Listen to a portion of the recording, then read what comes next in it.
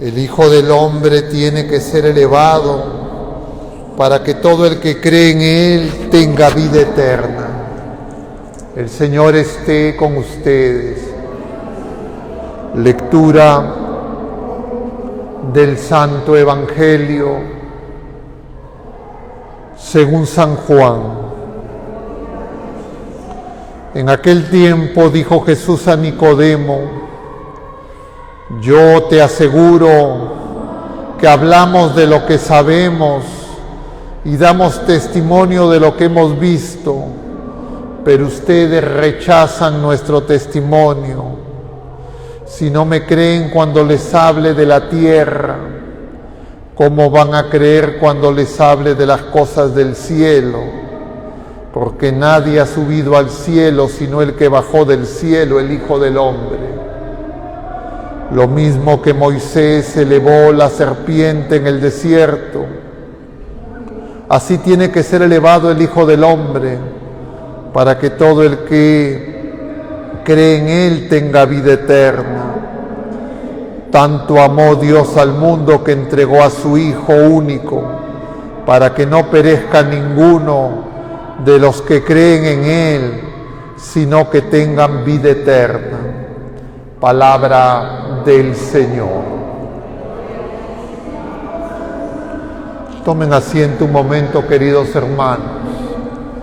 Hoy en el Perú y en la arquidiócesis de Lima celebramos la solemnidad del Señor de los Milagros. Creo que todos conocemos un poco de la historia.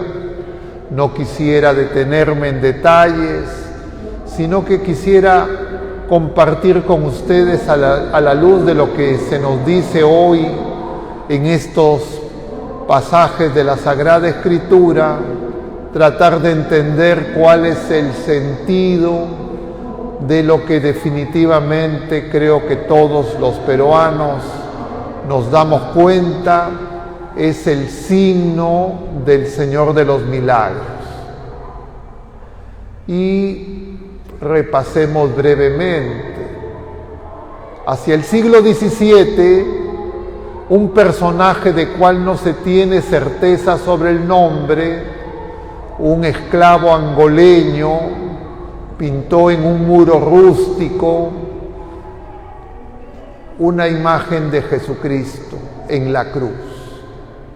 No cualquier imagen, sino la imagen de Jesucristo en la cruz.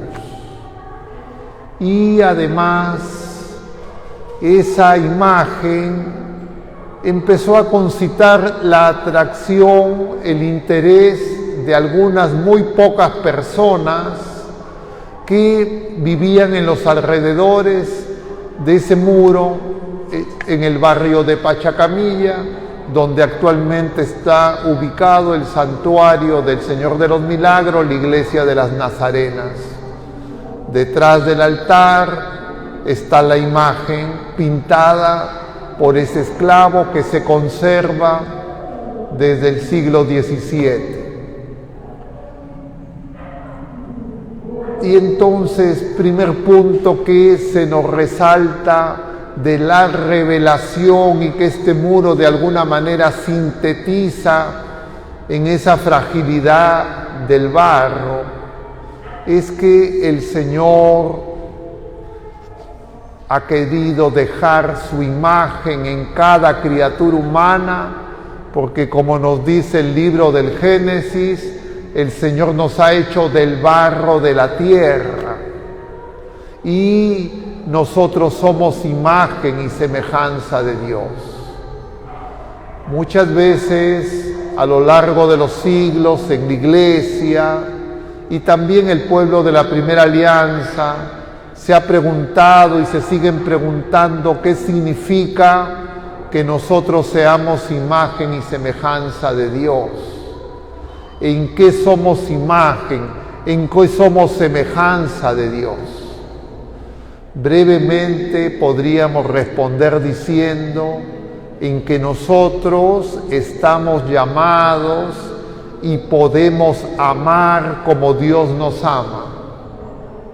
En eso somos imagen y semejanza de Dios. es decir, en el amor, pero no cualquier amor humano, no cualquier amor como el mundo hoy habla porque le llama amor a cualquier cosa, sino el amor de Dios.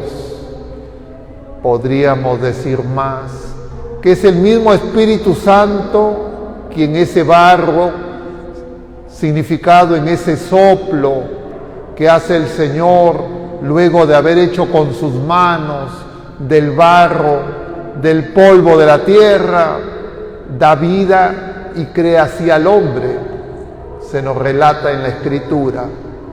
Ese soplo también lo hemos recibido nosotros, y ese soplo que es el Espíritu Santo que habita en nosotros, tiene representado en nuestro corazón, en lo más íntimo de nuestro ser, el Espíritu Santo ha pintado en nosotros a Dios. Ha pintado, y no en el sentido de un lienzo de pinturas humanas, sino con la sangre de Cristo ha quedado sellado el Padre, el Hijo y el Espíritu Santo que habitan en nosotros. Somos templo de Dios. Por eso la Iglesia comprende la grandeza del significado de la cruz de Cristo, que no es cualquier dolor, no es cualquier sufrimiento, ni natural ni consecuencia de las injusticias humanas, porque dolor siempre ha habido y habrá, consecuencia del pecado, sino es el dolor que asume Dios Santo para que nosotros comprendamos que Él padece con nosotros, que el dolor humano de cualquier tipo nosotros no lo llevamos solo si es que acogemos al Señor de los milagros. Y entonces no interesa el tipo de dolor, no interesa qué tan grave sea el dolor, nos interesa qué tan grande sea el sufrimiento, porque todo sufrimiento humano se ha unido a Dios Todopoderoso, a Dios que es amor, y Dios en Cristo resucitado nos ha revelado que ese dolor, que ese sufrimiento no es derrota si estamos unidos con Él, sino es victoria. Pero para acoger esa revelación nosotros necesitamos la fe, y para que nosotros podamos contemplar a Jesucristo, como dice el libro de los Números, y experimentó el pueblo en el desierto, el pueblo de la primera alianza, después de salir de Egipto, mordido por las serpientes, hay que elevar en alto esa imagen misteriosa de esa serpiente de bronce, que significa la serpiente del Génesis ya derrotada, ya inmóvil, ya no puede seguir mordiendo. Es decir, en la cruz de Cristo nosotros estamos llamados a vencer el pecado por el amor de Dios. El pecado no se vence porque yo me aprendo de memoria los mandamientos. El pecado no se vence ni siquiera por mi voluntarismo que hace el propósito y una y otra vez de dejar de pecar y cumplir los mandamientos. El pecado se vence cuando yo me doy cuenta que el Espíritu Santo está marcando en lo más profundo de mi ser y del ser humano, de cada criatura, su amor. Y cuando descubro cuánto me ama Dios, yo empiezo a vencer el pecado y las tinieblas se empiezan a disipar. Pero yo, ¿cómo puedo descubrir que Dios me ama? Me preguntaban algunas personas, si es que en mi familia y desde pequeño no he conocido a mis padres, se han destrozado unos a otros porque se han odiado. ¿Cómo puedo yo conocer el amor de Dios si vivo víctima de injusticias del mundo? No tengo ni para comer, no tengo trabajo. Y cuántas historias, o porque tengo enfermedades graves, o porque mis padres, o porque mis hijos, o porque yo mismo desde pequeño he tenido problemas de salud y carencias de todo tipo.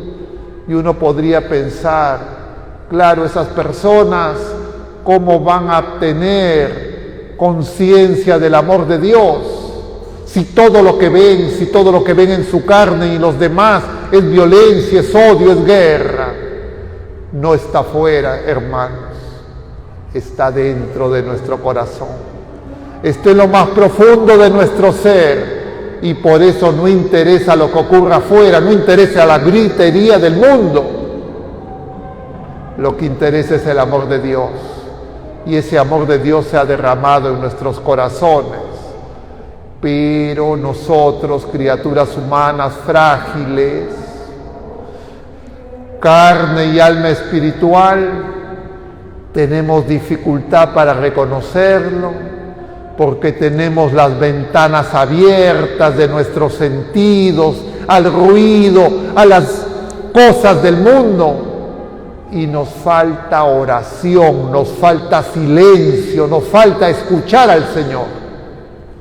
Vivimos en una época donde la primera demanda es: quiero que me escuchen. Todo el mundo quiere ser escuchado, y para eso suben el volumen, gritan. Y efectivamente hay un deseo del ser humano ser escuchado. Eso en sí mismo no es malo, pero eso no cura, eso no sana, eso no alivia. A lo más haré una catarsis, a lo más podré culpar a los demás de lo que me ocurre, a lo más podré denunciar y esperar que alguien me ayude, pero eso no me cambia a mí, ni mis palabras cambian a ninguna criatura humana. La única palabra que puede hacer todas las cosas nuevas es la palabra de Dios, es Jesucristo encarnado, que con su palabra hace todas las cosas nuevas. Y por eso vemos en el Evangelio este pasaje del capítulo 3 de San Juan, cuando Nicodemo, que era un erudito, un fariseo, un maestro de la ley, es decir, había estudiado las Escrituras en detalle, sin embargo estaba en tinieblas, va de noche a Jesús, y Jesús le dice: si cuando les hable de la tierra no entienden, ¿cómo me van a entender cuando hable del cielo? ¿Y qué es hablar de la tierra? En primer lugar es hablar del ser humano, porque nosotros somos tierra, somos barro. En cada miércoles de ceniza se nos dice: polvo eres y polvo te convertirás. Y el Señor va a maldecir en el mismo libro del Génesis, capítulo 3, a la serpiente, diciendo: te vas a arrastrar sobre el suelo y comerás polvo, es decir, muerte. Pero esa tierra no es árida, no es estéril, no es desierto, porque Jesucristo, el que ha bajado del cielo, se ha unido a la tierra, ha acampado a nosotros, porque la tierra es nuestro corazón, inquieto, como dice San Agustín, porque no descansa en el Señor. Y para descubrir ese misterio, no basta, como Nicodemo, estudiar las Sagradas Escrituras y aprendérmelas de memoria. Tampoco basta que yo haga cosas. Lo que se necesita es que ese don de la fe, de la esperanza y la caridad que Dios en el Espíritu Santo me da, me abra los ojos para reconocer que Dios está en mí, está entre nosotros. Pero eso requiere oración, requiere silencio, incluso en medio del grito, para poder escuchar al Señor. San Pablo, que también era fariseo como Nicodemo, San Pablo, que creía que también sabía todo y corría de aquí para allá, se va hasta Damasco a querer apresar a los cristianos, está presente cuando ejecutan a Esteban y él aprueba esa muerte. Es renovado, es transformado por una luz que es ese amor de Dios, y poco a poco se va a ir dando cuenta, y ya preso, anciano, enfermo, escribe este hermoso himno que hemos escuchado en la segunda lectura, y se da cuenta que el misterio de la cruz de Cristo es el misterio de la humildad, Y por eso es que nosotros, si no nos damos cuenta que hablar de la tierra es darnos cuenta que somos pequeños, muy pequeños, pero con un corazón llamado al infinito del amor de Dios, no nos podemos elevar con nuestras fuerzas. No podemos hacer una torre humana como hacen en algunas ciudades europeas. El Señor ha bajado para Él levantarnos. Nuestra vida es ascendente y para eso Jesús, Dios, ha descendido a lo más oscuro del temor, del dolor, de las inseguridades humanas. Y de alguna forma eso el Señor lo ha revelado en los hechos que la historia nos refieren sobre la imagen del Señor de los Milagros. No es importante quién la pintó, pero esa imagen que se conserva, además, después de sendos terremotos que destruyeron la ciudad, no pudo ser destruida ni por las fuerzas de la naturaleza, que habían destruido todos los templos, habían destruido los palacios, las casas de los importantes en la Lima virreinal y también en el Callao. Y también se había desbordado un tsunami que había arrasado con el puerto. Y entonces un hombre llamado Sebastián Antuñano pensó, tratemos de imaginar qué sentiría ese hombre al ver la ciudad destruida. Y lo único, una vez más, por tercera vez ante un terremoto violento, ese muro quedaba. Y no solo era que ese muro quedaba, porque ese muro tenía varios metros y solo se mantuvo en pie la porción, el fragmento donde estaba Cristo crucificado. Y entonces este hombre entendió, el muro es un signo. Lo que está ocurriendo es que no nos falta fe, que no nos damos cuenta que el Señor está en nosotros, que estamos llamados a resucitar y que nadie podrá destruir el templo de Dios, porque el Señor mismo es el templo y Él ya venció a la muerte. Y este hombre se llenó seguro de esperanza. Y en medio de ese dolor sacaron a las calles una réplica de ese muro en procesión. Al presente, incluso yo veo, y no sé si es que es opinión generalizada, pero yo veo que la gente le tiene más devoción al lienzo que sale a las calles que al muro que está todo el año expuesto. Y es que el Señor camina con nosotros, el Señor peregrina con nosotros. Y desde el principio esa imagen visitaba a los hospitales, a los enfermos, y en su primera procesión era una ciudad destruida. Imagínense cuántas personas murieron, la población de Lima se redujo a menos del 10%. Cuántas familias con seguridad tenían a sus muertos, no sabían ni siquiera dónde ponerlos. Y cuánto consuelo debió dar a esas personas ver la imagen de Cristo, porque eso se mantuvo en el corazón, en la memoria de las personas y avivó su fe.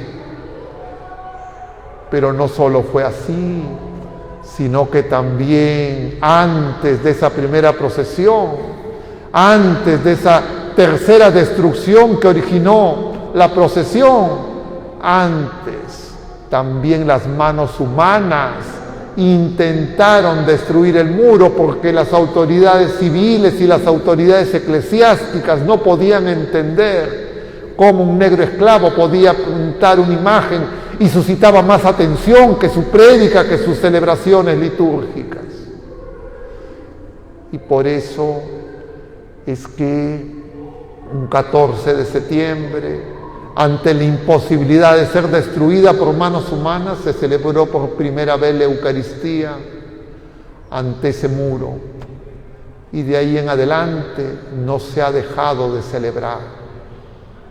Durante la pandemia, a puerta cerrada, pero incluso durante la pandemia pasaban las imágenes de la gente en la puerta, en el mes de octubre, en el santuario de las Nazarenas. Nosotros estamos viviendo una oscuridad en la fe.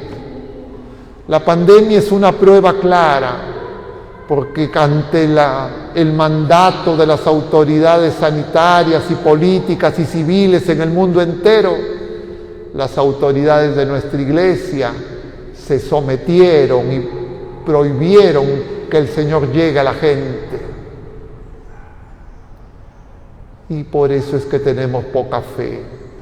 Pero no porque la pandemia ya no tiene el rostro más feroz de los meses del año 2020 y 2021, significa que ya la fe automáticamente se ha levantado.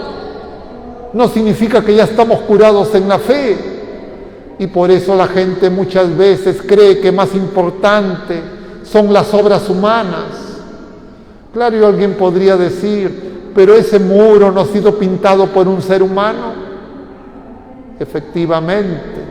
Y es más, un esclavo que para el mundo no tenía ningún valor, se podía vender.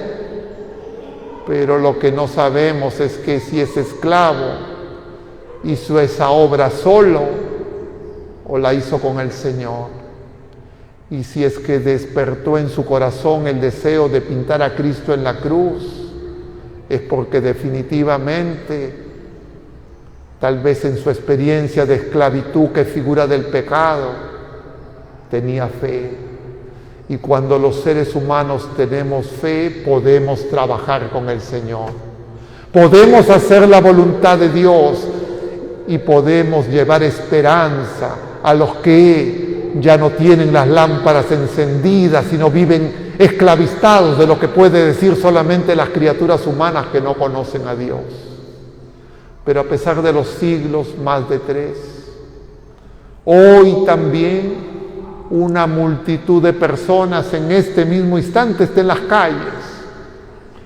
Y si nosotros nos preguntáramos qué es lo que más une a los peruanos, claro, alguien podría decir la comida, alguien podría decir el deporte, alguien podría decir la música, Machu Picchu.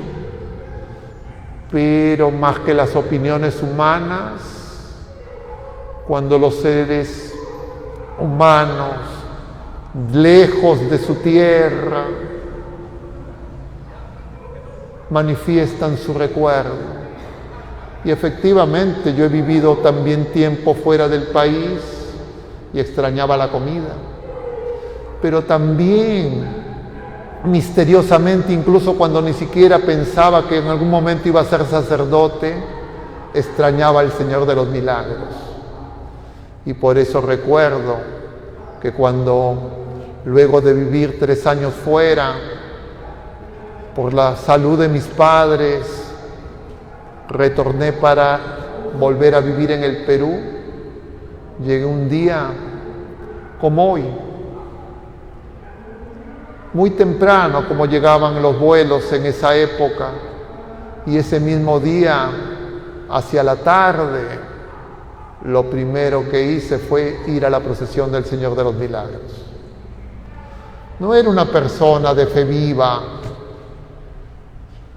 Por alguna razón misteriosa, sin que nadie me conociera ni lo pidiera siquiera, me acerqué hacia esa soga que impide que la gente se acerque, y uno de los que cuidaba la soga la levantó y me hizo pasar. Y claro, nunca me había ocurrido eso, podía ver al Señor de cerca. ¿Y qué ocurrió? Que pasaba el tiempo, las horas, y veía la multitud que apretujaba la soga, y yo decía, ¿y ahora cómo salgo de acá? Y entonces me quedé hasta que terminara. Claro, son recuerdos que a veces uno olvida, no los tiene siempre presentes, pero cuando escucha y uno vuelve a contemplar este pasaje del Evangelio de Jesucristo elevado en la cruz y que nos atrae a todos, Creo que todos podemos tener alguna experiencia similar.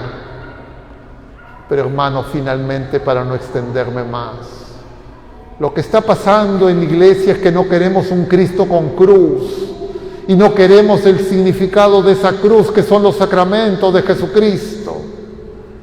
Y para que nos demos cuenta más, en este templo también sacaron la cruz para restaurarla.